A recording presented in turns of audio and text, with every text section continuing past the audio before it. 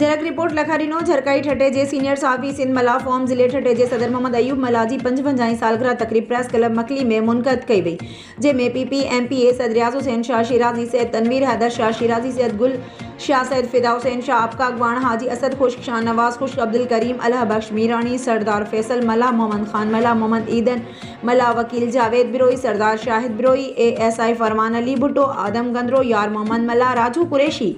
मंजूर उनड़ मोहम्मद खान डॉक्टर आकाश अब्बासी साफ़ी अहमद खुश शिराज वारियो नज़ीर कुरैशी ताज़ा गुल दुरानी राजा तनवीर खासकेली कादिर जाखरू साफ़ी इस्माइल मेमण मंसूर जलालानी रशीद जाखरू सिद्दीक मेमण रहमतुल्लाह छटो सारिंग चांडियो मिर्ज़ा हसन बेग मिर्ज़ा समर बेग वाहिद शोरो समेत वॾे तादाद में साफ़िन सियासी समाजी अगवाननि मलाह बिरादरी जे माण्हुनि शिरकत करे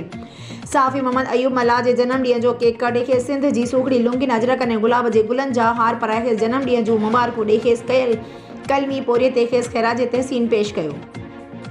सालगिरह तकरीब के खिताब कंदे मुक़र्रिरीन चयो त साफ़ी मोहम्मद अयूब मला बेबाक साफ़ी आहे जंहिं पंहिंजे कलम वसीले मज़लूम आवाम जो आवाज़ आला ऐवाननि ताईं पहुचाए खेनि इंसाफ़ फराहम करायो आहे। हिननि चयो त साफ़ी मोहम्मद अयूब मला हमेशह बिना कंहिं फ़र्क़ जे पूरे ज़िले ठटे जी आवाम जो आवाज़ कलम ज़रिए आला ऐवाननि ताईं पहुचाइण समेत कोहिस्तान वासियुनि जो बि भरजलो बणियल आहे।